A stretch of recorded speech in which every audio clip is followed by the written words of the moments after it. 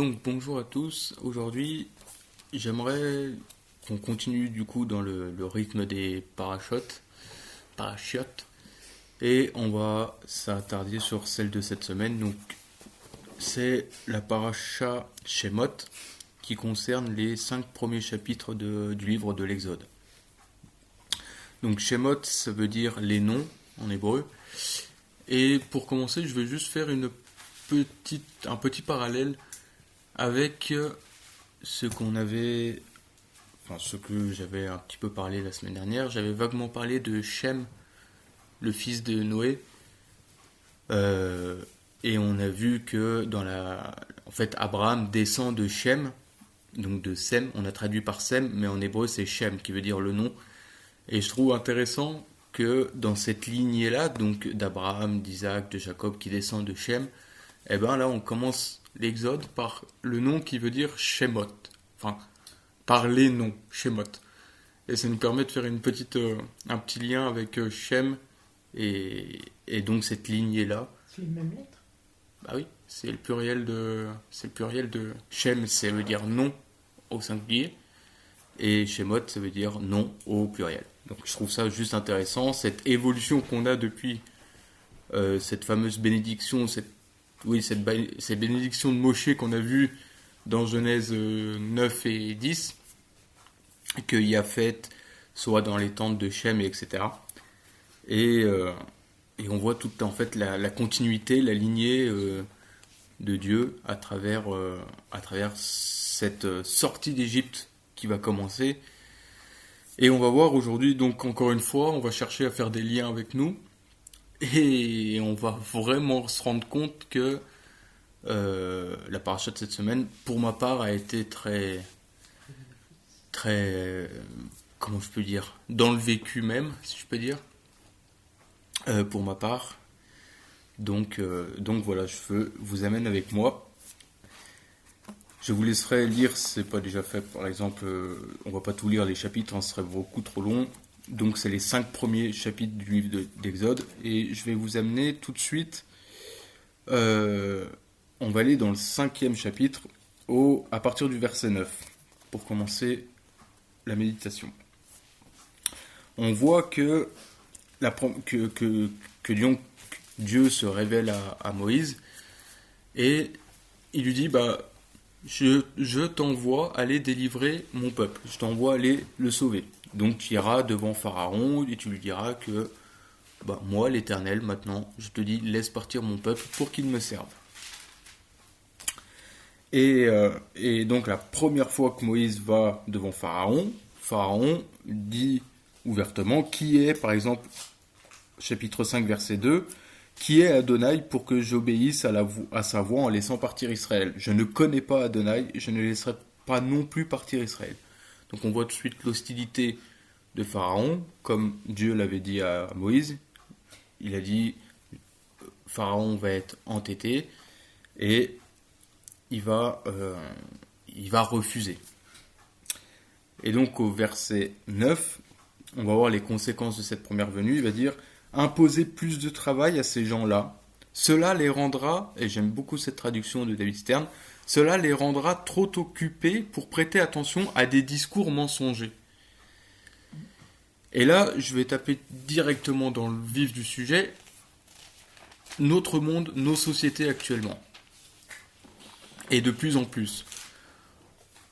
On nous annonce dans les temps derniers, on nous annonce que il va y avoir des temps de plus en plus difficiles, et on sent bien cette oppression du monde, cette oppression de nos systèmes, qui vise en fin de compte à faire quoi ? À faire comme Pharaon, à exploiter.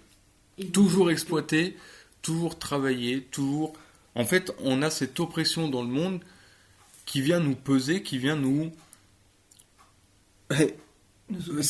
occuper. Comme la traduction nous le dit, de David Stern, imposer plus de travail à ces gens-là, cela les rendra trop occupés pour prêter attention. Et je sais pertinemment que j'ai des frères et sœurs, qu'on a des frères et sœurs qui malheureusement peuvent tomber dans ce piège-là, où ils vont peut-être même dire, nous on a un témoignage de quelqu'un qu'on connaît, qui nous dit, mais je n'ai plus le temps de lire ma parole, je n'ai plus le temps Voilà ce que le monde cherche à faire inconsciemment.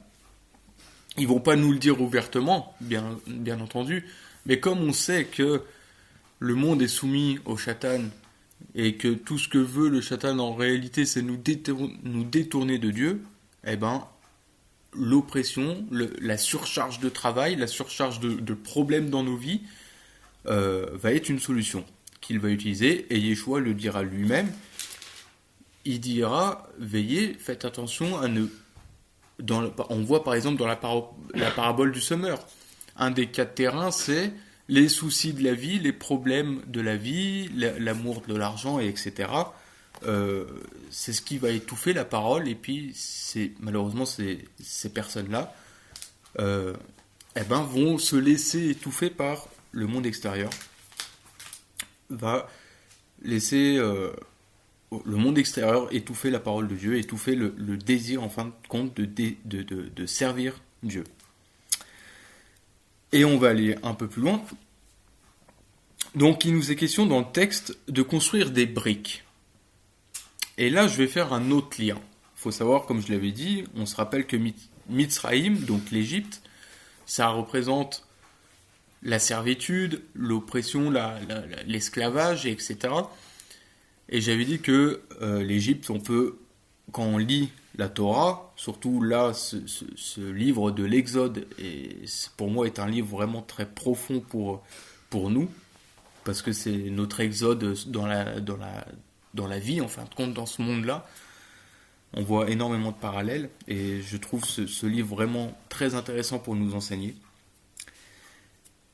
Et on a aussi ce qui peut représenter le monde. On a deux autres entités, Babylone et la troisième, c'est je sais plus laquelle. Il y avait Babylone qu'on peut mettre aussi dedans, et Sodome et Gomorrhe. Toutes ces entités-là, en fait, l'Égypte, Babylone, Sodome et Gomorrhe, ça représente vraiment l'hostilité du monde et toutes sortes de choses qu'on retrouve dans le monde par rapport à nous. Et donc, on fait le lien avec cette paracha qui nous dit, où on voit l'hostilité donc de Pharaon, qui oppresse le peuple pour construire quoi ? Des briques. Et les briques, ça nous renvoie à Babylone. Qu'est-ce qu'a été Babylone ? Genèse 11. Nimrod, il fut le premier vaillant chasseur, etc., devant l'Éternel, mais en réalité, ça a été le premier qui a régné et qui a assujetti, en fin de compte, qui a conduit les gens à se rebeller contre Dieu. Et ils ont fait quoi ? Ils ont construit une tour pour toucher le ciel, donc pour atteindre, j'avais déjà apporté cette étude entre Babel, en hébreu, donc Bavel, et à l'inverse, on a l'Evav, donc le cœur, où en fait Babel, on part de construire pour aller toucher le ciel, pour aller toucher le trône. Et vous remarquerez que c'est pareil, ce sont des briques, quelque chose de vide. Les briques, ça représente vraiment quelque chose qui est vide, contrairement à Yeshua, par exemple, qui va nous dire d'être fondé sur le roc qui est dur, qui est indestructible. Je ne sais pas si vous avez déjà donné un coup de masse, un exemple, essayez de donner un coup de masse entre une brique et une pierre, la brique, elle va s'effriter, s'exploser directement. Alors que la pierre, non, pas forcément. Bon, bref.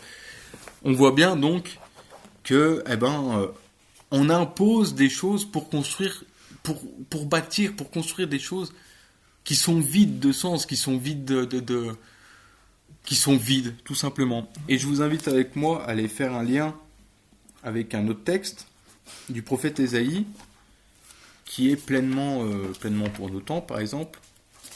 Encore une fois. Ésaïe chapitre 55, on va lire juste les 2 premiers versets pour voir justement la différence des deux lignes, en fin de compte. Chapitre 55 d'Ésaïe, les 2 premiers versets. Vous tous qui avez soif, venez vers les eaux. Vous qui n'avez pas d'argent, venez acheter et manger. Oui, venez acheter du vin et du lait. Sans argent, c'est gratuit. Donc là, ça nous parle bien évidemment. Je ferai peut-être une vidéo pour une étude sur ce chapitre entier d'Ésaïe. J'en avais déjà parlé, mais j'en ferai peut-être une dans le futur, je verrai bien. Mais on nous parle là, en fin de compte, de ce que Dieu nous donne gratuitement. Le salut, le vin, le lait, donc la parole de Dieu, le lait, le vin, le sang de Yeshua.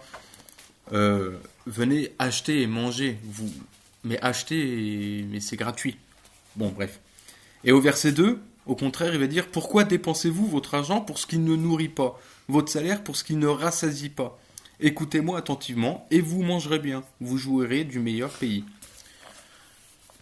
Donc, pourquoi est-ce que les gens du monde, pourquoi est-ce que vous employez votre temps à construire des briques, à construire des choses vides qui n'ont strictement aucune valeur? Et je vais même aller encore plus loin. On va aller dans l'Ecclésiaste, toute la sagesse de Salomon, au chapitre 5. Non, là c'est Lamentation.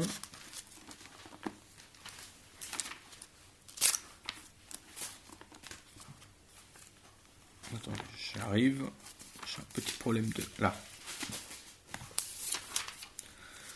Au chapitre 5, et on va lire du verset 14 à 19. Et on va creuser un peu plus là-dessus. À cause voici un mal terrible que j'ai vu sous le soleil. Le possesseur de richesses les accumule pour son malheur. À cause d'un malheur, la richesse se change en perte. Et s'il a engendré un fils, il n'a rien à lui laisser. Comme il est sorti du sein de sa mère, il s'en retournera nu, comme il est venu. Et suite à ses efforts, il ne prendra rien qu'il ne puisse emporter dans sa main. C'est aussi un mal terrible. Qu'il s'en aille comme il est venu, ainsi quel profit en retire-t-il après avoir peiné pour gagner du vent? Toute sa vie, il mange dans les ténèbres, dans la frustration, la maladie et la colère. Le pire, c'est que quand on poursuit les choses mondaines, la richesse du monde, des choses vides, c'est que on mange dans les ténèbres, dans la frustration, dans la maladie, la colère. C'est tous ces... Je ne sais pas vous, mais pour ma part, même dans le boulot, je le ressens. On est là, en fait, à être frustré, à être stressé, à être dans la colère. Ça apporte de l'anxiété, de la maladie. Toutes ces choses-là, en fait, que procure le monde. On voit bien tout ce que procure le monde. C'est vide. Et au contraire, ça détruit des vies. Le monde détruit des vies. On continue. Voici ce que j'ai vu de bien. Il est convenable pour une personne de manger, de boire et de jouir du bien qui vient de l'ouvrage qu'il entreprend sous le soleil pendant tous les jours de la vie que Dieu lui a donné, car c'est là sa part. Alors est-ce que jouir de ce qu'on a, c'est ce que va nous dire les versets d'après, est-ce qu'on a le droit de jouir de ce qu'on obtient de notre travail, de l'argent qu'on obtient, du fruit de nos récoltes, etc. Ça c'est une réalité biblique où Dieu justement va insister sur ce point-là à plein d'endroits, que ce soit dans les Proverbes, dans l'Ecclésiaste, etc. C'est une part de l'homme, c'est de jouir de son travail, de jouir de ses œuvres.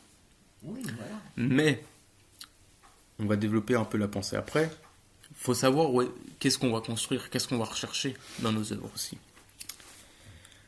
On continue, verset 19. Voici, verset 18 ou 19, ça dépend des traductions. Voici un autre don de Dieu, celui à qui Dieu a donné des richesses et des biens, et le pouvoir d'en jouir, afin qu'il prenne sa part et trouve du plaisir dans son ouvrage. Car il ne pensera pas au fait que sa vie est courte, car Dieu le garde occupé à ce qu'il fait sa joie. Et là, c'est très intéressant, cette pensée qu'on va développer un peu plus. Regardons notre cœur, comment il est orienté. Pour faire le lien avec notre paracha, on voit que Moïse dit à Pharaon: laisse sortir ce peuple pour qu'il serve l'Éternel. Pas pour qu'il aille s'éclater autre part dans le monde. Pardonnez-moi du terme, mais pour qu'il serve l'Éternel. Pour que si je vous délivre du monde, si je vous ai délivré par le sang de Yeshua, c'est pour que vous me serviez, c'est pour que vous m'honorez, pour que vous soyez mon peuple, mes enfants. C'est pas pour que je vous délivre d'un mal pour aller jouir d'autres mal derrière. Donc ça, c'est un premier enseignement pour nous. Quand l'Éternel vient nous délivrer, il vient nous délivrer pour qu'on le serve, pour qu'on soit son peuple, tout simplement. Et le texte d'Ecclésiaste, là, nous dit bien que, justement, tout ce que Dieu va donner, c'est des dons de Dieu, des hommes riches, même des frères et sœurs chrétiens. Nous qui ne sommes peut-être pas persécutés pour le moment, mais qui avons j'ai envie de dire,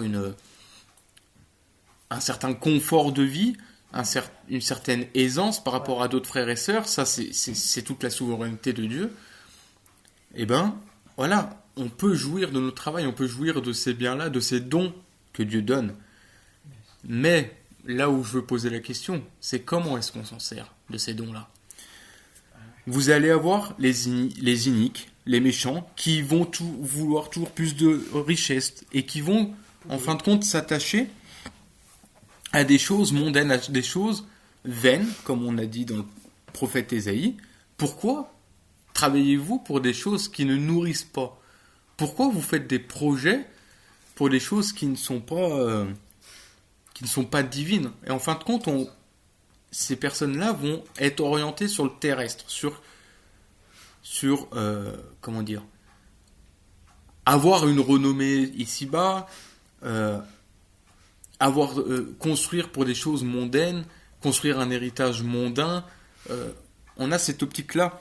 Et ce qui est terrible, c'est que ce que nous dit le verset 19, c'est « Car Dieu le garde occupé à faire ce qui fait sa joie ».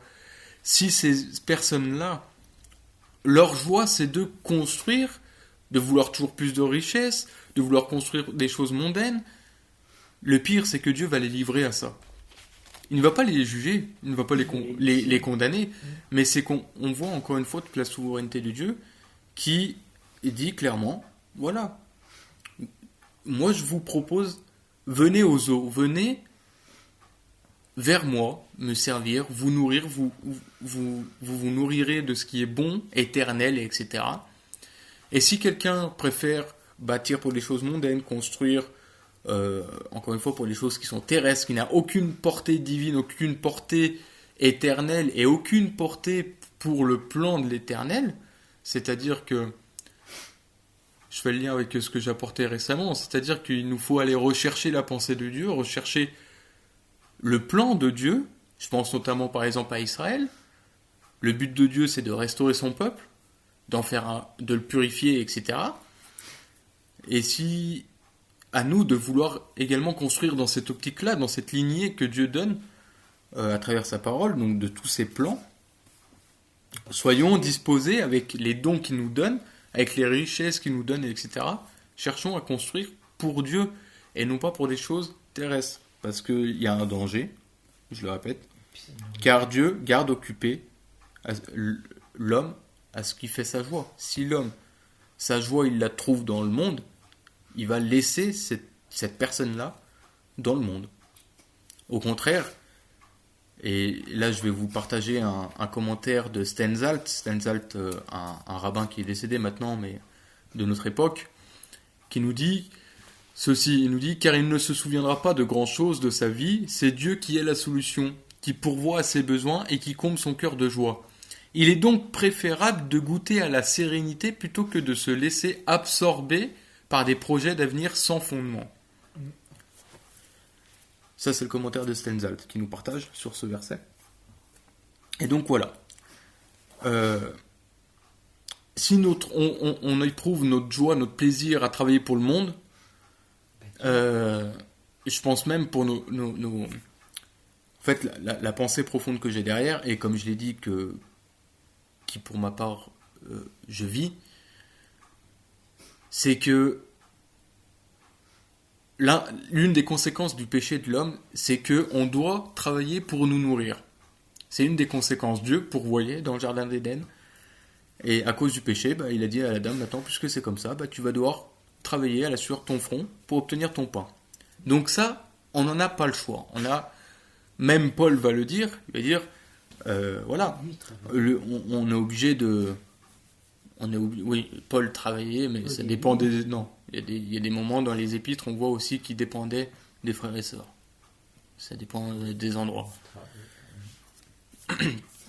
Et on a besoin de travailler. Et puis après, pour ceux qui sont vraiment à plein temps dans le ministère, etc., il y a toute une organisation de l'église. Bon, bref, ça c'est un autre sujet. Mais chaque homme va jouir du travail de ses mains. Donc forcément, si tu es paresseux, si tu vas vouloir chômer, etc., ne sois pas étonné que tu n'aies pas autant de richesse que quelqu'un qui va travailler 15 heures par jour. Voilà, c'est un exemple. Mais par contre, le piège pour moi, c'est de rentrer dans cette... à vouloir trop travailler pour le monde. Dans le sens de... On fait le parallèle avec notre paracha. C'est que le pharaon, il opprimait le peuple, mais pour construire des briques, pour des choses qui n'ont strictement aucune valeur, en fin de compte. Pour l'éternité, si je peux dire. Et le piège que l'on a dans nos sociétés actuelles, c'est qu'on va tellement se donner dans notre boulot, tellement peut-être être aveuglé par le boulot, que, on va consacrer pratiquement l'entièreté de notre temps à notre travail plutôt qu'au service divin.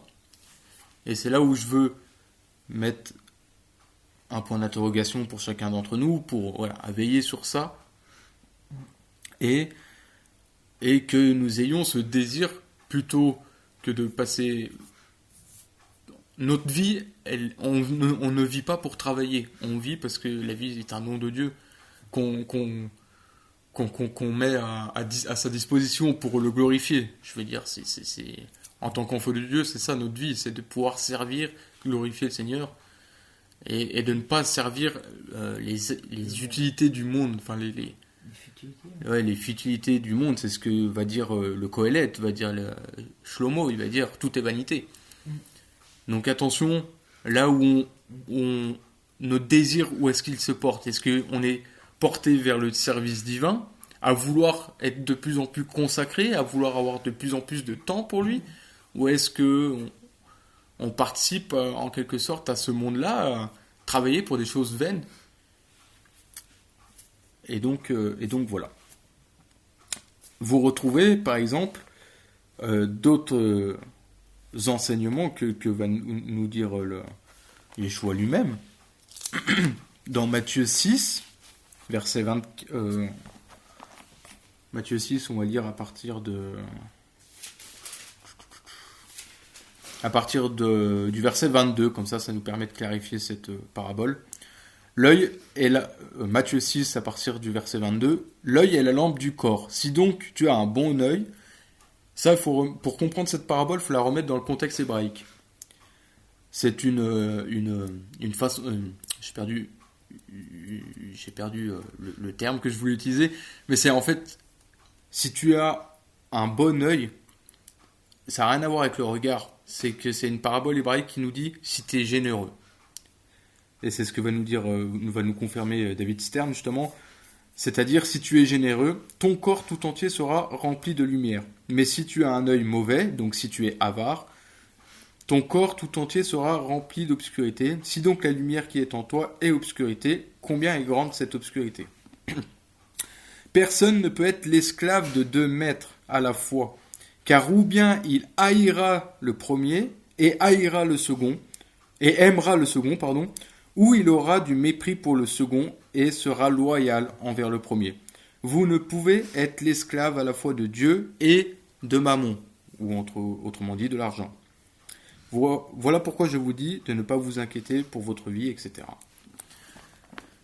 Et Joël nous dit, voilà, vous ne pouvez pas servir le monde et servir Dieu. Oui, vous êtes dans le monde, oui, vous avez des responsabilités, mais si ton cœur est désiré, si ton cœur penche vers le service du monde, le service mondain, à avoir de plus en plus de richesses, à vouloir avoir des grands projets, etc. Attention, parce que vous ne pouvez pas servir 2 maîtres. Soit vous serez l'esclave de l'argent, du monde, de ce que va nous proposer le monde, soit vous serez esclave de Dieu. Et on fait le parallèle avec ça. Vous avez également Jean qui va nous le dire dans ses épîtres. 1 Jean chapitre 2 des versets 15 à 17, n'aimez pas le monde, ni les choses du monde. Si quelqu'un aime le monde, l'amour pour le Père n'est pas en lui. Parce que les choses du monde, les désirs de la vieille nature, la convoitise des yeux et l'orgueil de la vie ne sont pas du Père, mais du monde. Le monde est en train de passer avec ses convoitises, mais celui qui fait la volonté de Dieu demeure pour toujours. Donc tâchons de discerner, de discerner notre cœur, vers quoi il est orienté, si je peux dire. Ayons ce désir de vouloir, tout comme l'Éternel a envoyé, et on va en parler un peu plus, il a envoyé Moshe pour délivrer son peuple, pour qu'il puisse servir l'Éternel, pour être un témoignage de l'Éternel. Il nous a délivré, Yeshua à travers son sacrifice nous a délivré de l'oppression du monde extérieur, de cet esclavage du péché, de cet esclavage du monde. Il nous a sortis de ça, délivrés de cela. Et dans le concret, ça va être ma deuxième partie de ce message. Dans le concret, demandons au Seigneur qu'il agisse concrètement dans nos vies ou qu'il nous montre si on a des opportunités d'être de plus en plus à son service. Mais je vais développer ça dans la deuxième partie du message. Donc voilà, le premier enseignement de cette paracha, c'est qu'on voit le lien en fin de compte avec notre monde. Notre monde veut nous rendre trop occupés pour prêter attention aux paroles de l'Éternel, pour qu'on puisse servir l'Éternel. Et on voit le lien avec nos temps et nos sociétés qui ira de plus en plus. Et pour ma part, je m'attends au Seigneur pour savoir si, au bout d'un moment, on n'aura pas des prises de position à prendre. Que le Seigneur nous conduise tous, moi le premier. Je me mets pleinement dans ce sujet. Que le Seigneur vraiment nous conduise à des prises de position, à des décisions qu'on aura à prendre peut-être dans le futur. Voilà. Et ne soyons pas trop occupés pour prêter attention à l'Éternel. Et donc, dans cela, dans cette paracha, on va faire un peu le pont entre ma première partie et ma deuxième. On a une phrase qui est très très connue et très développée. Exode 3, verset 14. On a Moïse qui questionne Dieu, il lui dit mais qui est-ce que tu es? Je vais aller délivrer ton peuple, mais qui est-ce que tu es? Il va dire quel est ton nom. Et vous avez cette phrase qui est très très connue, Exode 3 verset 14, Dieu dit à Moshe, Heye Asher Heye, je suis celui qui est, ou je serai celui qui sera. Et il ajouta, tu diras ainsi aux enfants d'Israël, Heye, je suis ou je serai, m'a envoyé vers vous. Dieu dit encore, voici ce que tu diras aux enfants d'Israël, donc Adonai, le Dieu de vos pères, le Dieu d'Abraham, le Dieu d'Isaac et le Dieu de Yaakov m'a envoyé vers vous. Tel est mon nom à jamais. C'est ainsi qu'on m'appellera de génération en génération. Alors là, premier point que je veux dire. L'Éternel dit à Moshe, je suis le Dieu de vos pères, le Dieu d'Abraham, d'Isaac et de Jacob. Tel est mon nom à jamais. C'est ainsi qu'on m'appellera de génération en génération. C'est encore le cas. Je fais le lien avec mes derniers messages, encore une fois. Ce n'est pas un Dieu païen qu'on a, c'est le Dieu d'Israël, le Dieu des pères, des patriarches, des pères d'Israël, c'est-à-dire Abraham, Isaac et Jacob. De génération en génération. Mais il dit cette phrase, voilà. Esher, Heye, Asher, Heye. Je serai qui je serai. Et donc, ce que je vais développer à travers cette phrase-là, pour ma part, j'ai toujours gardé en tête, je me souviens plus, c'était un commentaire que j'avais lu ou une étude profonde un peu dans cette phrase-là, parce que c'est vraiment très profond, en fin de compte, ce que l'Éternel dit. Il dit à la fois je suis et à la fois je serai. Et déjà, premièrement, ça nous... Pardon. Premièrement, je vais y arriver. Ça nous rappelle l'existence éternelle de Dieu. Et je suis, actuellement, j'étais et je serai. Il n'y en a pas d'autre que moi. De toute éternité, je suis. L'éternité même est en mon sein, j'ai envie de dire. C'est moi l'éternité. Donc premièrement, cette phrase, elle nous rappelle ça. Elle nous rappelle que l'éternel, de toute éternité, il était et il est. Mais si on veut aller plus loin, il dit « Je serai qui je serai ». Et pour ma part, je vous invite à avoir cette réflexion de comment nous, on se présente devant Dieu et comment donc Dieu va se présenter à nous. Je serai qui je serai en fonction de comment vous vous approchez de moi, comment vous vous comporterez envers moi. Et pour développer un peu ma pensée, on peut lire dans la paracha de la semaine prochaine, donc cette paracha de cette semaine, la paracha Shemot, se termine au chapitre 6, verset 1. On reviendra un peu plus là-dessus, peut-être. Mais la paracha de la semaine prochaine commence au verset 2. Dieu parla à Moshe et lui dit « Je suis Adonai, je suis apparu à Yitzhak, Yaakov, comme El Shaddai. Cependant, je ne me suis pas fait connaître par eux en mon nom, Yod He Vav He, donc Adonai. » Dieu s'est fait connaître au patriarche en tant que El Shaddai. Et on sait dans la parole de Dieu qu'il y a différents noms. Dieu n'a pas un nom, si je peux dire. Il a différentes faces. Je mets vraiment que l'Éternel me garde de dire n'importe quoi. Il a, si je peux dire, il a différentes facettes, diverses façons de se présenter aux hommes. Et donc, quand on prend cette phrase-là, je serai qui je serai, pour moi, cela va dépendre également de comment nous, on va se présenter devant Dieu. Par exemple, un homme pécheur, un homme rebelle contre Dieu, Dieu va se présenter à lui comme l'attribut de justice. En disant, voilà, je suis Elohim, je suis le Dieu qui est juste, qui a en horreur l'iniquité, etc. Et puis, il va après présenter peut-être sa miséricorde. Je suis Adonai, celui qui est transcendant, celui qui est amour. Vous voyez qu'on a en fin de compte ces différentes facettes, et même le texte lui-même nous le dit, la paracha de la semaine prochaine nous dit, voilà, je me suis présenté à Abraham, à Yitzhak et à Jacob comme étant El Shaddai, mais je ne me suis pas présenté comme étant l'Éternel. Et l'Éternel, là, c'est vraiment l'Éternel qui se présente à Moshe. Là. Donc on voit que Dieu a différentes facettes, si je peux dire. Encore une fois, on est fini, c'est très compliqué d'avoir cette dimension de l'Éternel, mais il nous laisse indiquer qu'il va agir différemment, selon les périodes, les temps, selon les contextes, les personnes, etc. Et je vais même aller dans le psaume 18, par exemple.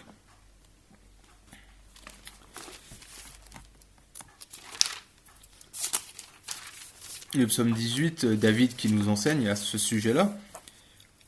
On va lire à partir du verset 25 ou 24, ça dépend des traductions, jusqu'au verset 28, 28-29. C'est pourquoi Adonai m'a rendu selon ma droiture, selon la pureté de mes mains à ses yeux. Avec le miséricordieux, tu es miséricordieux. Avec l'homme intègre, tu es intègre. Avec le pur, tu es pur. Mais avec le corrompu, tu es retors. Tu sauves les affligés, mais tu abaisses les regards hautains. Car toi, Adonai, tu éclaires ma lampe. Adonai, mon Dieu, illumine mes ténèbres. Bon, bref. Donc on voit que l'Éternel, il est juste en fin de compte. Et que envers l'iniquité, envers les hommes iniques, il va se montrer inique. Et c'est là où on va entamer donc cette deuxième partie de ce message. C'est que justement, on a si je peux dire, ce paradoxe de la vie avec Dieu. Parce que il y a une chose qui ressort dans la parole de Dieu. C'est que les méchants ont l'air de... Les méchants ont l'air de vivre, de persister dans le monde. Et les justes souffrent toujours plus, toujours plus. Et on crie à l'Éternel, on dit, mais je comprends pas. Et moi, je suis droit envers toi. Moi, j'essaie de te suivre. Et il y a quelque chose que je comprends pas. Et on va voir vraiment, même dans la paracha, c'est Moshe a questionné Dieu et comme ça. On va revenir à notre paracha. Exode, et cette fois-ci au chapitre 2. Versets 24 et 25. Même à partir du verset 23 pour nous mettre dans le contexte. Au cours de ces longues années, le roi d'Égypte mourut, mais les enfants d'Israël continuaient à gémir sous le joug de l'esclavage. Ils crièrent et leur cri pour être secourus dans leur servitude monta jusqu'à Dieu. Et là, écoutez bien les verbes. Parce que il y aurait, je pense, vraiment à rentrer dans une profondeur d'étude ici. Verset 24. Dieu entendit leur plainte, et il se rappela de son alliance avec Abraham, Yitzhak et Yaakov. Verset 25. Dieu vit, donc voit. Et là, je m'arrête là, mais le verbe en hébreu c'est Ra'a. Et Ra'a, ça a la même valeur ordinale que le tétragramme. On a 26. Ce verbe-là, Ra'a, voir, Reish, Aleph, He. Alors, moi, je vous apporte ce que j'ai vraiment à l'esprit comme ça pour le moment, je n'ai pas la pleine révélation. Mais vous avez le Reish qui nous parle de la tête, du commencement, du chef. Vous avez le Aleph qui représente l'éternel et vous avez l'esprit. Et en fait, ça va bien au-delà de... Quand ce verbe il est employé, ça va bien au-delà de voir avec les yeux. Parce que sinon, je pense qu'on serait plus sur le Aïn, qui représente l'œil. Mais on est vraiment dans une conception de voir, en fait... Par exemple, dans la fin de Genèse, on dit que les yeux de Jacob étaient appesantis, qu'il était devenu aveugle. Mais il voit les fils d'Éphraïm. Et la tradition juive... Nos amis juifs nous disent clairement qu'ils ne pouvaient pas les voir physiquement, mais il les a vus spirituellement parlant, il a vu la profondeur spirituelle qu'il y a derrière l'esprit, à travers l'esprit. Et donc, Dieu vit les enfants d'Israël et Dieu la traduction est bizarre. Et Dieu les a reconnus, ou j'ai vu d'autres traductions où on a rajouté des mots. Dieu a eu compassion d'eux. Or, dans le texte hébreu, il n'y a pas ça. Il n'y a pas ça du tout. Dans le texte hébreu, c'est Dieu voit les enfants d'Israël. Et Dieu sait. Et Dieu connaît. Le texte hébreu s'arrête là. Et connaît quoi ? Eh bien, dans le chapitre 3, qui est juste après, des versets 6 à 8, on va lire. Je vais allumer parce que je fais beaucoup de choses là. Il ajouta, je suis le Dieu de ton père, le Dieu d'Abraham, le Dieu d'Isaac et le Dieu de Yaakov. Encore une fois, je m'arrête là, mais c'est quand même évident l'identité de Dieu qui se présente quand même plein de fois. Je suis le Père, le Dieu de vos pères, d'Abraham, d'Isaac et de Jacob, etc. Plein de fois dans la parole de Dieu, il y a cette répétition. Pour ne pas qu'on oublie. Ouais, insistance. Cette insistance, merci. Moshe se couvrit le visage car il craignait de regarder Dieu. Oui, si, c'est ça. Adonai dit, j'ai vu l'oppression de mon peuple en Égypte et j'ai entendu son cri pour être secouru de ses maîtres de corvée, car je connais ses souffrances. Et le verset 8 nous dit, je suis descendu pour le délivrer des Égyptiens et pour le faire monter de ce pays vers une contrée fertile et spacieuse, une terre ruisselante de lait et de miel où habitent les Kénani, le Hitti, les Mori, le Périzi, le Hivi et le Yevoussi. Bon, ça c'est tous les termes en hébreu. Donc l'Éternel entend les souffrances de son peuple. Il entend les cris. Il connaît les souffrances de son peuple. On veut être juste devant toi, on veut te servir et le monde nous opprime. Le monde vient nous taper dessus, nous polluer, oui, il vient nous polluer, il vient nous faire mourir. Le monde, aujourd'hui, détruit les familles, détruit la vie des gens. Pour ma part, ça me vient là sur le cœur comme ça, petit témoignage personnel, j'ai perdu quelqu'un de proche l'année dernière, il y a 1 an, jour pour jour, on est dans cette période-là. Et je me suis rendu compte d'une chose, c'est que cette personne-là, en fait, elle souffrait terrible, vraiment, elle avait une souffrance. Et il s'est réfugié dans le monde, dans ce que proposait le monde, donc, c'est-à-dire l'alcool, le sexe, plein de choses. Le travail, toujours travailler, toujours plus, pour gagner de l'argent, pour l'amour de l'argent. Et en fin de compte, ça l'a détruit. Notre famille a été complètement brisée, détruite, pour certaines choses, et je me suis rendu compte, et quand j'ai dû dire au revoir à cette personne, j'ai dit une chose devant tout le monde. J'ai cité ce texte de 1 Jean, où j'ai dit, n'aimez pas le monde, ni ce que propose le monde, parce que le monde va vous détruire. Le monde va vous tuer. Et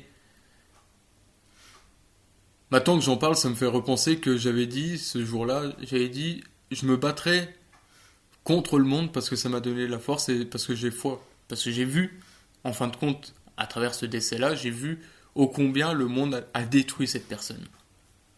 Ça l'a détruit, notamment. Et nous, en tant qu'enfants de Dieu, moi, je veux combattre cette pensée du monde, donc cette pensée antisémite, cette pensée du rejet de Dieu, cette pensée de toujours plus pour construire des briques, de l'exploitation, des abominations qui sont faites. Je veux combattre ça en apportant la vérité. C'est notre rôle en tant qu'enfant de Dieu, d'aller servir l'Éternel et d'être des lumières. Bref. Et donc, l'Éternel entend les souffrances. Et c'est là où on va faire un peu le lien, c'est que, comme on disait, c'est... Père, des fois on comprend pas, les impies, les méchants, eux ils vivent, ils prospèrent, ils vont toujours plus, et nous on est tout le temps en train de souffrir, on n'a qu'une seule envie, c'est de te servir, et on est encore là dans le monde à être esclave de ce monde, et c'est pesant à des moments, c'est pesant, on crie,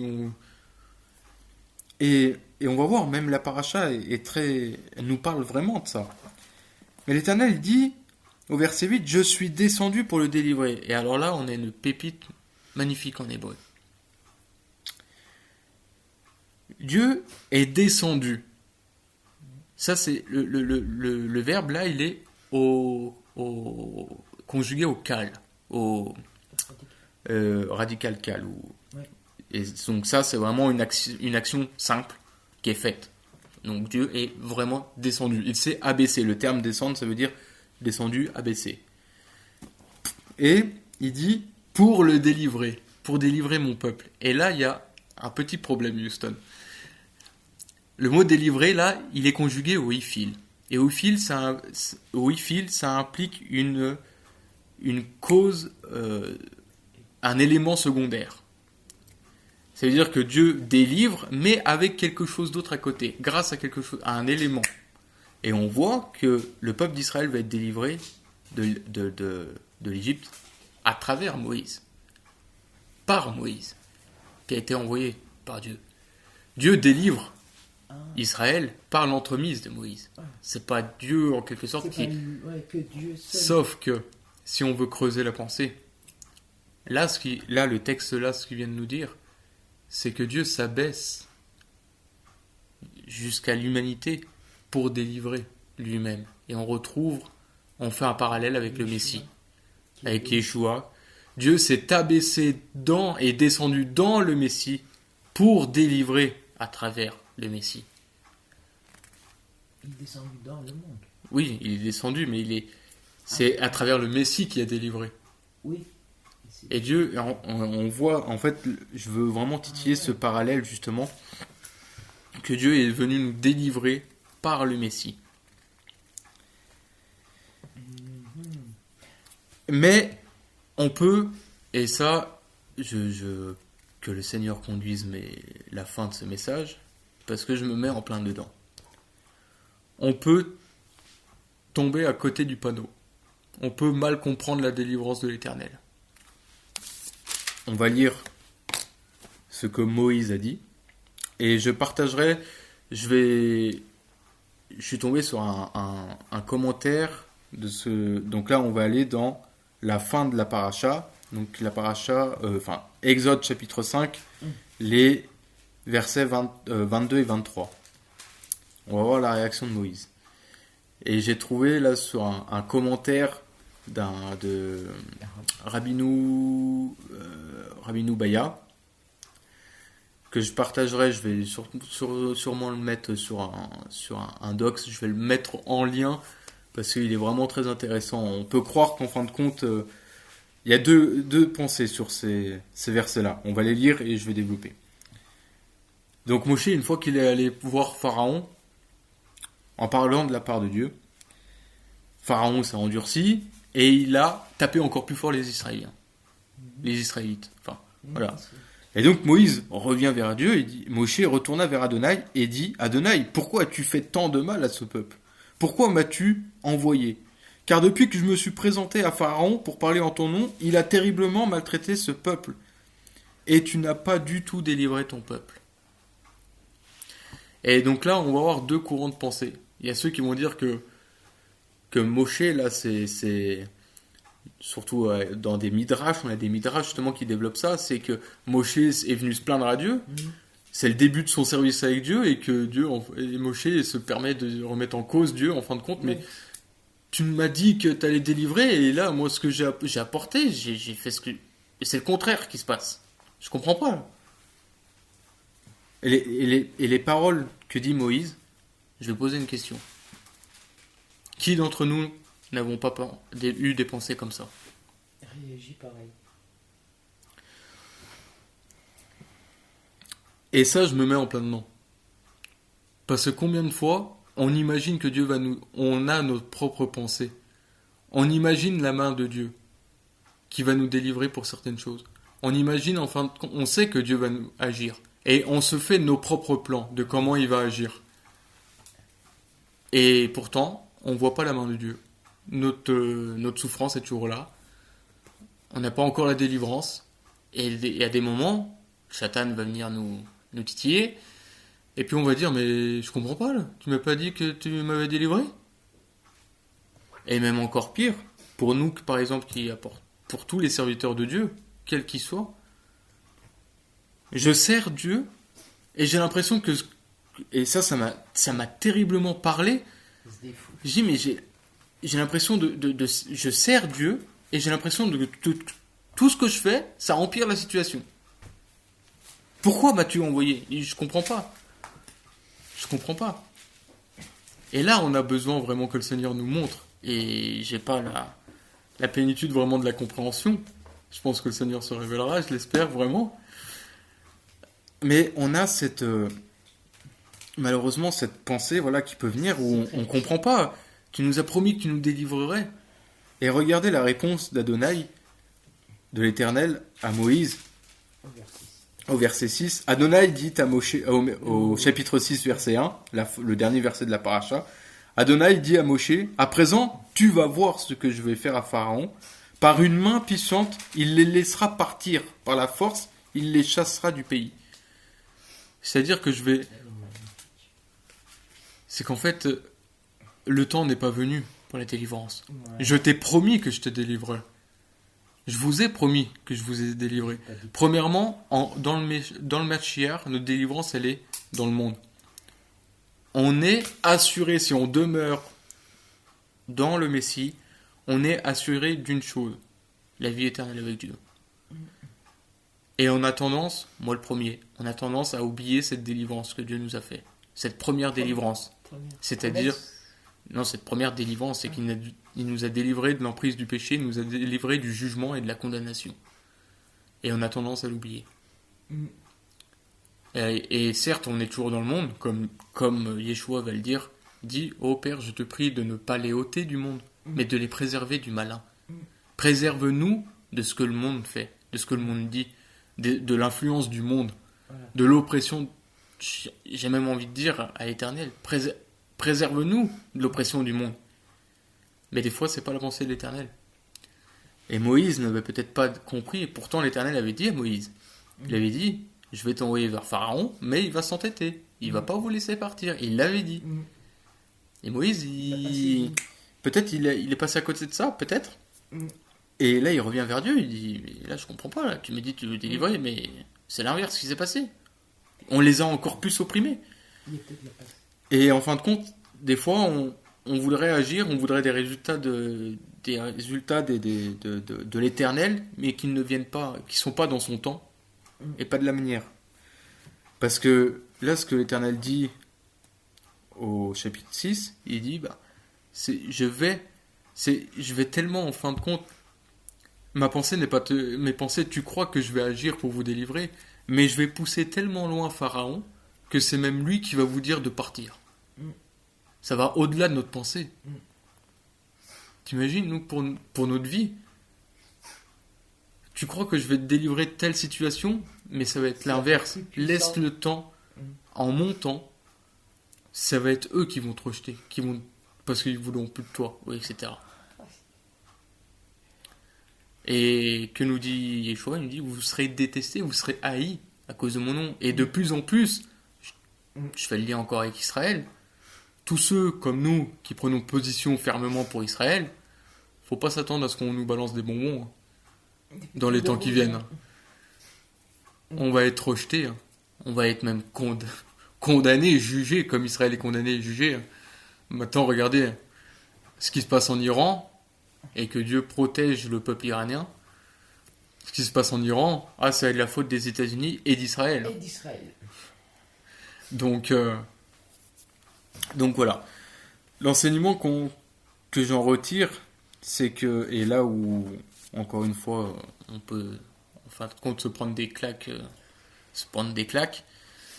j'emploie ce terme vraiment pour bien nous faire comprendre, c'est que mes pensées ne sont pas vos pensées. Oui, je vous ai promis de vous délivrer. Oui, j'entends vos souffrances. Oui, je vois même tout ce que vous endurez pour moi. Je vois votre cœur. Vous avez, pour ceux vraiment, et j'invite vraiment tout le monde à avoir ce cœur, ce désir ardent de vouloir servir Dieu. Dieu nous dit, je vois. Et moi, j'ai tendance à vouloir dire, non, mais je veux maintenant, là. C'est ça. Et Dieu, et des fois, on se retrouve comme Moïse en disant, mais je comprends pas. Oui, mon temps n'est pas venu encore. Mon temps n'est pas venu. Et ça, c'est un enseignement pour nous, c'est que dans la souffrance, dans la détresse, où Dieu nous promet d'être délivrés, on n'a qu'une seule chose à faire. Justement, regardez au chapitre, et pour moi, ça a été encore une fois une claque. Non, pas une pépite. Oui, une pépite, mais aussi une claque. Exode chapitre 4, verset 31. Moïse va montrer tous les signes que l'Éternel lui a donné. Il va les montrer au peuple. Et verset 31, donc Exode chapitre 4, il va dire, le peuple crut quand ils entendirent qu'Adonai s'était souvenu des enfants d'Israël et qu'il avait vu leur oppression, ils courbèrent la tête et adorèrent. Que l'Éternel nous apprenne vraiment, que le Seigneur nous apprenne à le louer, à l'adorer, parce qu'il nous promet la délivrance. On ne la voit pas. On n'y voit pas de nos yeux. On est même encore en plein dans la boue, en train de se faire taper dessus. Mais que l'Éternel apprenne justement, nous apprenne tous, nous aide à ce que dans cette situation-là, où il nous a promis, premièrement, comme je l'ai dit, la délivrance éternelle, mais qu'il nous promet à travers des signes, à travers des paroles qu'il nous a données, qui va nous délivrer d'une... En fin de compte, l'Éternel a promis à son peuple qu'il allait le délivrer, là. Mais pas encore maintenant. C'est ça. Il faut attendre son temps, mais par contre, par la foi, et encore une fois, c'est tout un travail, c'est tout le combat qu'on a, cette mise à mort aussi, qu'on a dans un sens. Bon, Éternel, je ne vois strictement rien, mais je veux croire à ce que tu as dit. Parce que je te fais confiance. Et je veux te faire confiance. Et demandons également la sagesse de l'Éternel à ne pas agir nous-mêmes, à ne pas essayer d'agir nous-mêmes, parce que des fois on peut peut-être plus empirer les choses.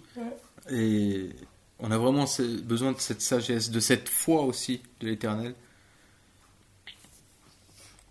Et l'Éternel accomplira par sa main. Il accomplira tout ce qu'il a dit. Donc voilà un peu ce que je voulais partager avec vous aujourd'hui. Encore une fois, Une paracha qui nous exprime très bien nos temps. et tâchons d'orienter vraiment notre cœur vers le service divin, vers l'Éternel. Ne cherchons pas à construire des briques, mais cherchons à bâtir la maison de l'Éternel. Bâtissons avec lui, pour lui, soyons collaborateurs avec lui.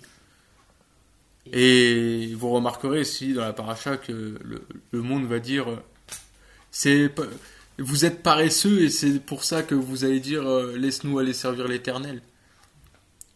Voilà le monde, ce qu'il peut croire et dire non mais toi tu veux par exemple voilà tu dis que tu veux servir l'Éternel, tu dis que tu sers l'Éternel, que tu sors plus, que tu fais ci, mais en fin de compte t'es paresseux, t'es comme ci, t'es comme ça, c'est pour ça que tu dis ça, c'est une excuse. Mais écoute, dis ce que tu veux, non? Dieu sait très bien ô combien j'aimerais être encore plus dans le service, dans le voilà. Mais que ayons cette foi et essayons vraiment de nous rappeler que l'Éternel agit en son temps. je lirai par exemple juste le psaume 1. Ce psaume de plus en plus, en fin de compte, il me il me fait sourire parce que qu'ils sont bénis ceux qui rejettent les conseils des méchants, qu'ils ne se tiennent pas sur la voie des pécheurs, qu'ils ne s'assiedent pas au même endroit que les moqueurs. Donc tous qui sont bénis, tous ceux qui ne participent pas à la folie de ce monde, qui ne veulent pas prêter Porter.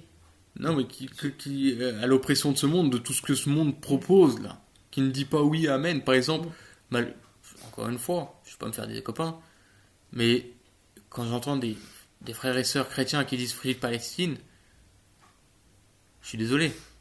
Là, vous prenez part, vous avez les pieds dans le monde là. Parce que ça, c'est la pensée du monde, ça. Et ça, c'est les ténèbres. Et ça va même pire que ça, parce que cette pensée, le Free Palestine tel qu'il est dit aujourd'hui, c'est pas un État palestinien, c'est un État palestinien à la place d'Israël. C'est-à-dire que si vous prononcez ça de votre bouche, vous dites amen à ça. Elle est là, la pensée profonde de ce qu'il y a derrière. Donc, Israël, psaume 1, qui sont bénis tous ceux qui ne prennent pas part à tout ce que propose le monde, aux pécheurs, etc., qui ne demeurent pas. C'est pas que ce soit pas avec les pécheurs, mais qui ne demeurent pas, littéralement, c'est qui ne demeurent pas. J'avais déjà apporté, je vous invite à aller revoir l'étude que j'avais fait sur le psaume 1 et tout le midrash que j'avais apporté, avec les Pirkei Avot. Mais au verset 2, qui font au contraire leur délice de la Torah d'Adonai, sur sa Torah, ils méditent jour et nuit. Ils sont semblables à des arbres plantés près des cours d'eau, l'eau qui nous rappelle la vie éternelle,